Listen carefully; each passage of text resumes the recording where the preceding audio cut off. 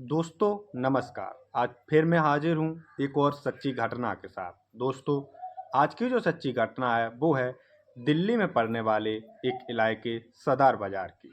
सदर बाज़ार के अंतर्गत सुषमा नाम की लड़की अपने माता पिता और अपने भाई के साथ बड़े ही खुशहाल तरीके से अपनी ज़िंदगी को जी रही होती है। सुषमा, जिसकी उम्र करीब 20 से 22 साल होती है, और उसके माता पिता घर बार चलाने के लिए उसकी माता लोगों के पास के ही घरों में झाड़ू पोछा किया करती थी, और उसके पिताजी जो होते हैं वो एक कुली का काम किया करते थे। दरअसल कुली यानी कि किसी के सामान को दूसरी जगह पर पहुंचाने वाला जो काम होता है वो उसके पिताजी किया करते थे। इधर ऐसे ही उनका समय बड़े ही खुशहाल तरीके से चल रहा होता है, और ये दोनों बहन भाई दोनों पढ़ रहे होते हैं, और इसका जो भाई होता है वो काफ़ी छोटा होता है।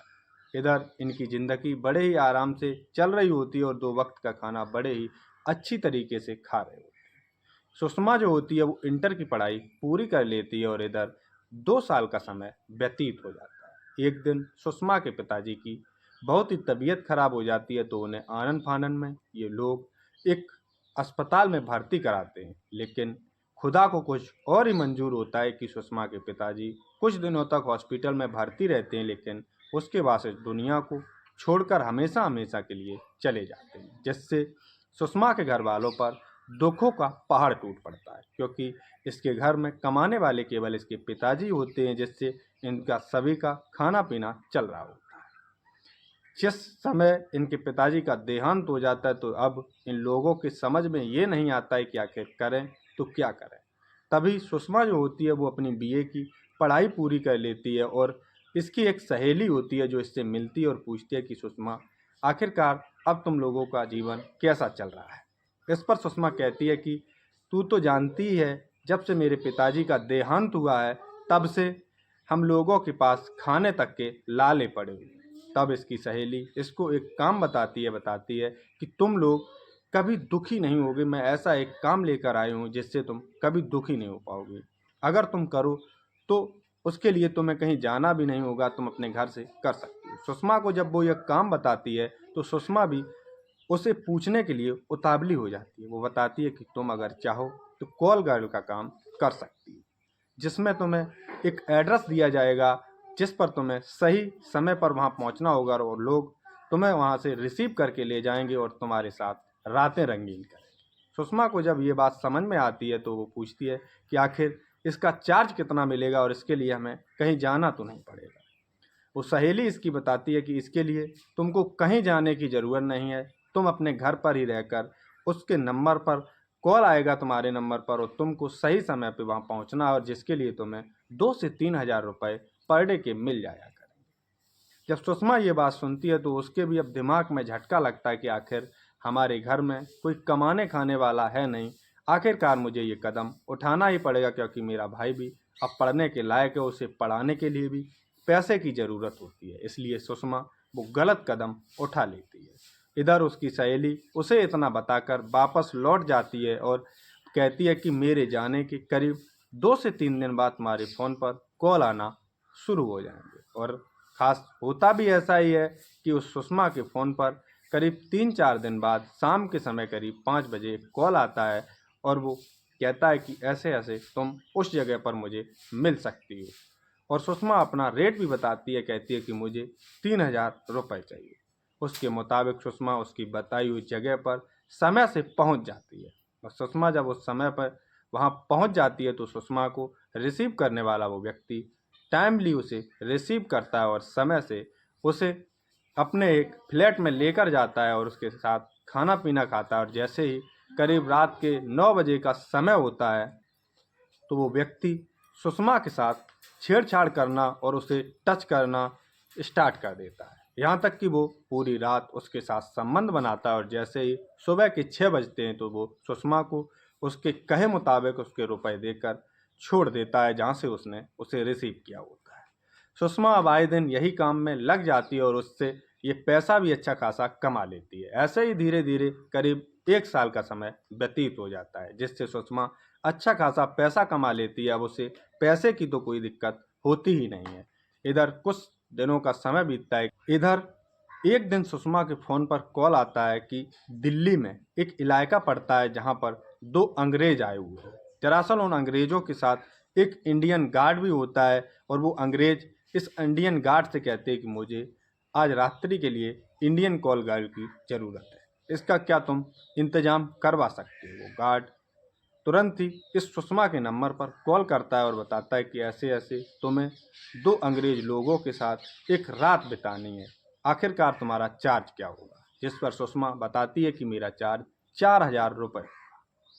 वो कहता है कि रुपयों की कोई टेंशन नहीं है और अपने बताए मुताबिक जगह पर सुषमा को पहुंचा लेता है और वहां से सुषमा को वो उस दिन रिसीव कर लेता है।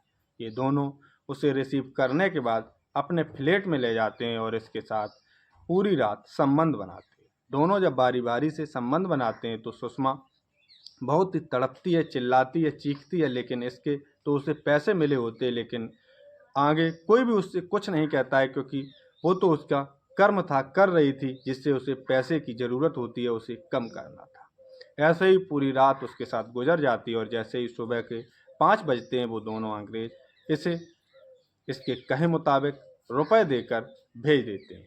इधर इसी में से एक अंग्रेज इसका नंबर ले लेता और कहता है कि अभी हम लोग यहाँ करीब 20 से 25 दिन रुकेंगे, अगर बीच में मुझे ज़रूरत पड़ेगी तो मैं तुम्हारे फ़ोन पर ही कॉल कर दूंगा। सुषमा इन्हें नंबर देकर वापस अपने घर चली जाती है और ये अंग्रेज पूरी दिल्ली और जितनी घूमने वाली जगह होती हैं घूम घाम कर वापस अपने देश लौट जाते हैं। इन्हीं में से एक अंग्रेज आए दिन सुषमा के फ़ोन पर कॉल किया करता था, जिससे इन दोनों की बातचीत हुआ करती थी।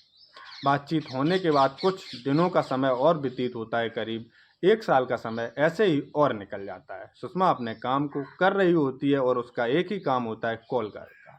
इधर करीब 1 साल का जैसे ही समय बीतता तो उन्हीं में से एक अंग्रेज जिससे सुषमा की बात हुआ करती थी वो फिर से दिल्ली आता है और सुषमा को मिलने के लिए फ़ोन करता है। उसकी कही मुताबिक जगह पर सुषमा फिर से पहुंच जाती है और वो अंग्रेज सुषमा को वहां से रिसीव कर लेता है और ये दोनों एक फ्लैट में चले जाते हैं जहाँ पर ये दोनों खाना पीना खाते हैं और ये अंग्रेज सुषमा के साथ बैठकर बातचीत करना शुरू कर देता है और वो पूछता है कि आखिर सुषमा तुम ये काम क्यों कर रही हो, आखिरकार तुम्हारी मजबूरी क्या है। जिससे सुषमा बताती है कि मेरी मजबूरी न पूछिए साहब, मेरी बहुत बड़ी मजबूरी है। और सुषमा रो रो कर उसे अपनी सारी कहानी बता देती है। वो दरअसल वो जो अंग्रेज होता है उसे सुषमा से प्यार हो चुका था, वो इसलिए सुषमा से सारी कहानी पूछता है और सुषमा जब इसे रो रो कर सारी सच्चाई बताती है तो वो भी अब सोचने पर मजबूर हो जाता है। वो अंग्रेज सुषमा से कहता है कि अगर तुम बुरा ना मांगो तो मैं तुमसे एक बात कहूँ। वो कहती है कि कहिए साहब, मैं बुरा मान ही क्यों सकती हूँ, आखिर मुझे मानने या ना मानने से आप पर क्या फ़र्क पड़ने वाला है। वो अंग्रेज कहता है कि सुषमा, अगर तुम्हें अच्छा लगे तो तुम मेरे साथ शादी कर लो और मेरे देश चलो। सुषमा को जैसे ही वो अंग्रेज इस तरह की बात कहता है उसके पैरों तले ज़मीन खिसक जाती है, क्योंकि उसने कभी ऐसा सोचा भी नहीं था कि उसके साथ कोई इतना बड़ा आदमी उसके साथ शादी करेगा। सुषमा पहले तो उससे बातचीत करती है, हाँ करती है, लेकिन जब होश में आती है रोने धोने के बाद, उसके बाद वो कहती है कि नहीं, मैं पहले अपनी माँ से पूछूंगी, उसके बाद मैं अपना डिसीजन ले सकती हूँ। यहाँ तक ये दोनों वहीं बैठकर फिर बातचीत करते हैं और सुषमा अपने घर चली आती है और वो जब ये सारी बातें अपनी माँ को बताती है तो उसकी माँ कहती है कि बेटा तुम उनको अपने घर बुलाओ और यहीं पर हम दोनों की शादी करेंगे, तब उसको अपने देश भेज देंगे। सुषमा उस अंग्रेज को अपने घर पर बुलाती है और वहीं पर उसकी माँ एक वकील को बुलाकर उन दोनों की कोर्ट मैरिज करा देती है और इन दोनों की शादी होने के बाद वो अंग्रेज इसकी माँ को खूब सारा पैसा देता है, जिससे कि इनकी ज़िंदगी बड़े ही खुशहाल तरीके से चल सके। और ये सुषमा और वो अंग्रेज उस अंग्रेज के साथ उसके देश चली जाती है।